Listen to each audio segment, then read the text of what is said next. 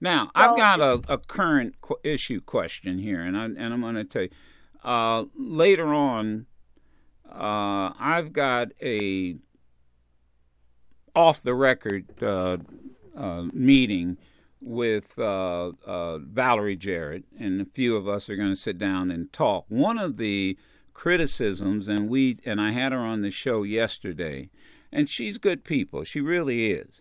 And she didn't hide from this question or dodge the question. But there are some women who are President Obama supporters that are saying, you know what, Mr. President, I wish you would have, and there's a part two to this, I wish you would have also put together a program for women like you did on My Brother's Keepers. I wish you had done that for women.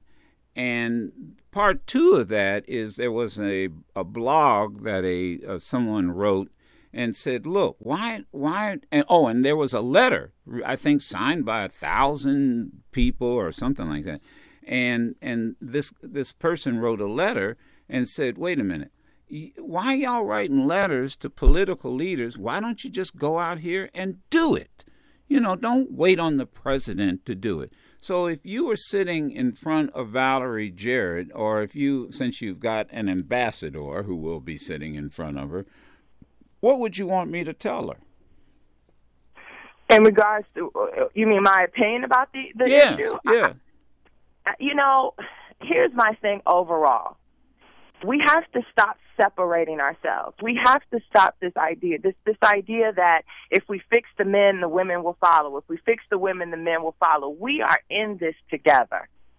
This is a community-wide issue. Now, I understand that there are specific issues that need to be dealt with because young boys are being handled and treated a little differently than young girls are. But the reality is, in every way, young black girls are catching up. Young black girls are being portrayed as being more violent. We talked about that even in the special, that it's not just sexuality. Now it is violence, and they're being labeled and tagged, and they're also being sent away. There's that pipeline now, and the girls are starting to catch up as they move down it. So we can't focus specifically on one and just hope that if we get the boys right, then we can go back down here and get the girls. I know the letter that you're talking about, the one that was signed by men who said, we're going to go over here and focus on these boys, and then we're going to turn around and see that the girls have been left behind. And by the way, we're leaving them responsible for the future boys. We've got to do this together. We've got to come up together.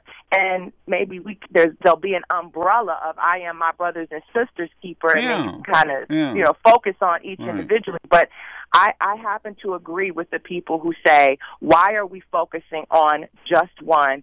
Can't we just focus on everyone? And then I also happen to agree with the people who say, don't sit back and wait for the president to do it, because this man is not going to be president for the rest of his life. He won't be president in the next 4 years, and these issues are still going to be a problem.